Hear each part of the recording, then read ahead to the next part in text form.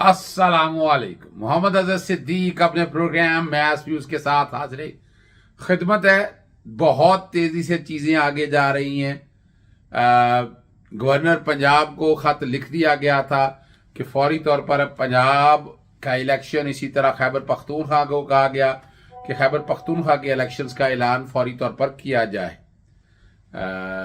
ये आईनी जिम्मेदारी है। आइन के आर्टिकल 105, 224 के तहत, और अगर आप नहीं कर रहे तो आप अपने हलफ की खिलाफ वर्जी कर रहे हैं। आइन के आर्टिकल 4 की खिलाफ वर्जी, आइन के आर्टिकल 5 की, और जो गवर्नर का अपना हलफ है। और इसकी कॉपी जो है वो इलेक्शन कमीशन को भी भिजवाई है। ताज़ा तरीन इतला के मुताबिक डेट दे दी गई है। नोटिफाई करने का इंतजार है। जैसे नोटिफिकेशन ना जारी किया तो हाई कोर्ट से रुजू किया जाएगा फौरी तौर पर, और इसमें कोई कोताही बर्दाश्त नहीं की जाएगी। ये आईनी जिम्मेदारी है। इलेक्शन से ऐसे भाग रहे हैं जैसे इलेक्शन देखे टाइम पे होके रह रहे हैं। इलेक्शन को आप आगे पीछे कर लेके जाने वाला जो बात है ना, वो अब नहीं रह गई है। अब तैयारी करें कौमी असम्बली के इलेक्शन की भी। कौमी असम्बली के इलेक्शन भी सोची बैठे ना, असम्बलियां पूरी होंगी, कोई असम्बलियां वक्त पूरी नहीं करेंगी। आपने खुद अपने पांव पे कुल्हाड़ा मार दिया है। इतने मैस से इस्तीफे मंजूर करके रह गया है, जब पूरे मुल्क में 65% जो है इस्तीफे दे दिए हैं, असम्बलियां खाली हो गई। अब क्या रह गया है? कुछ नहीं रह गया है। अब क्या पछताए जब चिड़ियां चुग गई खेत। अब जो आपके हाथ में चीजें थी वो सारी आपके हाथ से निकल चुकी हैं। इलेक्शन कराना जो है ये आईनी और कानूनी जिम्मेदारी है, और इसमें डिले किसी तरह भी बर्दाश्त नहीं किया जा सकता है। इमरान खान के बारे में कहा जा रहा है कि उन्होंने अपना असम्बलियां वक्त से पहले क्यों तोड़ी, इसके अलावा हल कोई नहीं था। वरना उनका तो प्लान था कि 1 साल असम्बलियां आगे बढ़ा ले, और जब ये असम्बलियां आगे बढ़नी थी तो आप करते रहे, बोलते रहे, कुछ नहीं होना था। तो ये तो मास्टर स्ट्रोक खेला है। आप इमरान खान ने अपने लिए बड़े मसाइल पैदा इस कॉन्टेक्स्ट में कि धमकी यानी दोस्त अपना वो नहीं चल सका, और उन्होंने बात नहीं मानी किसी की। यहां तो देखें, यहां बड़ा मुश्किल है इतना बहादुर सियासतदान होना। नहायत कमजोर तरीन नवाज शरीफ को देखा, बातें जितनी मर्जी करते रहो और फिर आकर चढ़ाई करके उदारों के साथ फिर वहीं बैठ जाओ आके, और यही कोई इसके अलावा और कोई काम इसके पास तो होता नहीं था। आपको आगे लेकर चलते हैं। आगे फवाद चौधरी वाले मामले में फिर आपको 62 और 63 वाली जो मेरी आईनी पटिशन है उसमें मैंने गुफ्तगू करनी है। सबसे पहले मैं आपके सामने रखता हूं फवाद चौधरी वाले में। इसमें तौहीन अदालत की दरखास्त तैयार की जा रही है। हफ्से भेजा की दरखास्त की पेंडेंसी के दौरान लाहौर हाईकोर्ट की डायरेक्शंस के बावजूद बारहा डायरेक्शंस दी गई, लेकिन फवाद चौधरी को पेश नहीं किया गया। कम बेश 3 तो डायरेक्शन थी मुख्तलिफ औकात के साथ।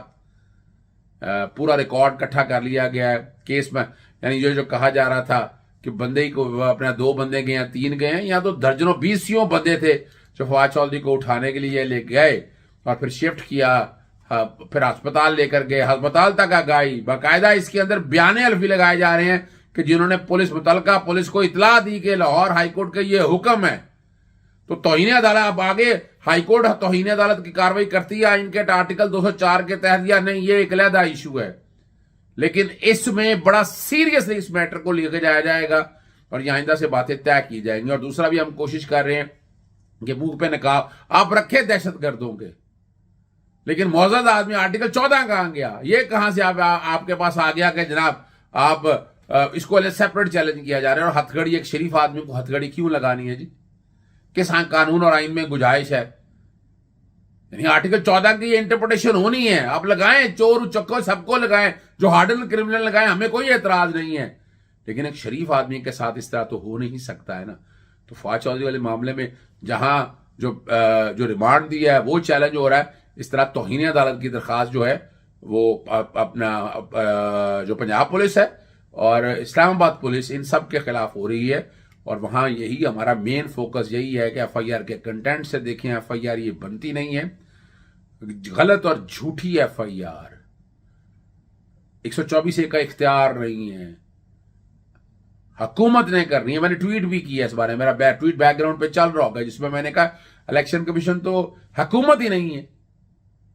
जब हुकूमत ही नहीं है, एस्टैब्लिश बाय लॉ, गवर्नमेंट के लफ्ज इस्तेमाल हुए, गवर्नमेंट एस्टैब्लिश बाय लॉ, यानी कल माशाल्लाह के जरिए हो तो तब भी बगावत नहीं हो सकती है। ये भी अब 124A की वर्डिंग है, जो 124A बैकग्राउंड पे चल रहा है, मैं वो वर्डिंग बता रहा हूं आपको। मैं वो बता रहा हूँ आपको। तो ये बगावत के कॉन्टेक्स्ट में बगावत का तो बनता ही नहीं है। अखराज मुकदमा की दरख्वास्त की मैंने साथ रिक्वेस्ट की हुई है। फैसल चौधरी साहब जो छोटे भाइयों की तरह से हैं, वो इस्लामाबाद में देख रहे हैं, जो और पंजाब की हद तक, लाहौर हाई कोर्ट की हद तक इंशाल्लाह उम्मीद है कि कल हम दायर कर देंगे।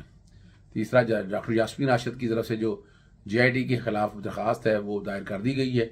सुबह अभी तक तो लिस्ट नहीं आई है, सुबह पता चल जाएगा किस बेंच के सामने लगी है। डिवीजन बेंच इस सारे मामले को देखेगा और उनके सामने ये सारी बात आनी है, वहाँ डिस्कस होगा और वहाँ ये सारी बातें सामने आएंगी खुल के कि दूसरी JIT बन सकती है या नहीं बन सकती है, पहली JIT का क्या स्टेटस है, जब एक JIT इन्वेस्टिगेशन कर रही है तो दूसरी JIT क्यों बनाई जाए।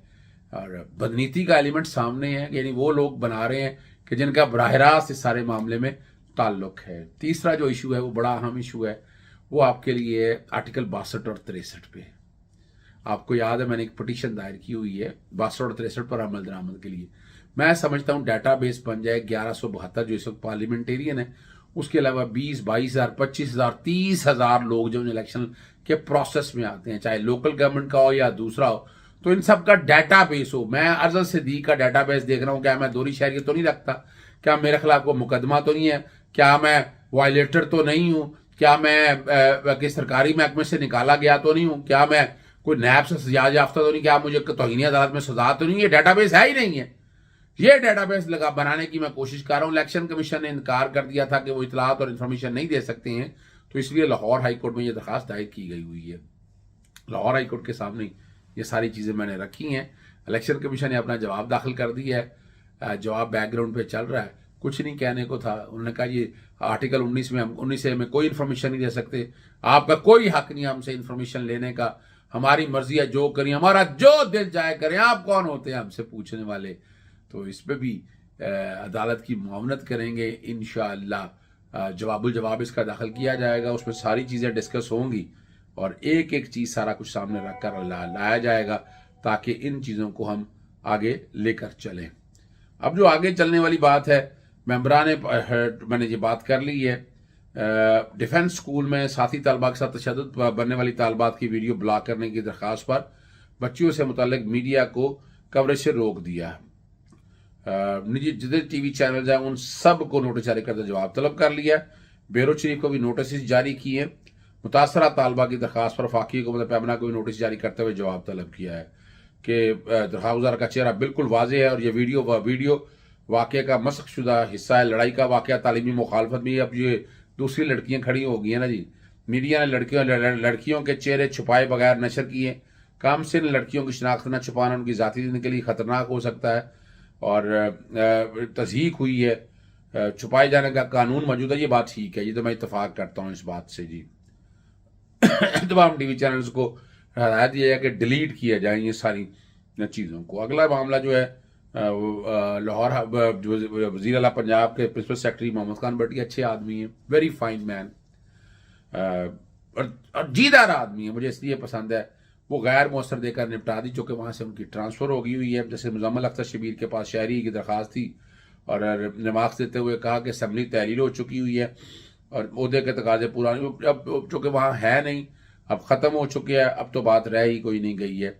और बड़ा एक अहम इशू है ये लाहौर हाई कोर्ट के जो 20 लॉ ऑफिसर्स जो हैं एकदम देखे ना, ये ऑफिसर रजीम चेंज के जरिए निगरान हुकूमत आई, निगरान हुकूमत ने आते ही वो सारे लॉ ऑफिसर चेंज। और कमाल की बात याद रखिएगा, लॉ ऑफिसर कौन सा लगा दिए, जो हमजा शरीफ की गवर्नमेंट में थे, और वो ही सारे लोग बैठ गए। अब सच बात है, हम तो रोजाना देख रहे हैं ना, जिस तरह वो लोग कह रहे हैं हम वापस आ गए हैं पाकिस्तान मुस्लिम लीग नून के, अब वो कैसे वापस आ सकते हैं। ये है जैसे मुजम्मिल अख्तर शबीर ने ऑर्डर सस्पेंड कर दिया है और जो दूसरे जो नए आए थे उनको भी रोक दिया है। हालांकि उनकी हद तक जो है भरप जले ये वकला की लड़ाई है, इसमें मैं नहीं पढ़ना चाहता, वो अपनी जगह, लेकिन निगरान हुकूमत को ये इख्तियार नहीं है कि वो इस तरह का काम करे और इस तरह उखाड़ पिछाड़ करे, लोगों को आगे पीछे करे, इस बात की इजाज़त नहीं दी जा सकती है। और निगरान हुकूमत ने जिस तरह ये बदनीति के साथ ये सारा कमाल काम किया है, वो बड़ी दिक्कत और तकलीफ दे बात है। ये इस तरह की इजाज़त दी नहीं जा सकती है कि जिस तरह आप बैठकर ये नहीं ट्रांसफ़र पोस्टिंग सारी आप तो आगे ऐसे आप हुकूमत चलानी है भाई आपका काम डे टू डे अफेयर था, ये लिखा हुआ है जजमेंट में, ये जजमेंट भी बैकग्राउंड पे चल जाती है, लिखा हुआ है कि डे टू डे अफेयर। आपने ये सारे काम नहीं करने हैं, ना आपको इजाजत दी जा सकती है। इजाजत चाहता हूं। अस्सलाम वालेकुम, अल्लाह हाफिज, पाकिस्तान जिंदाबाद।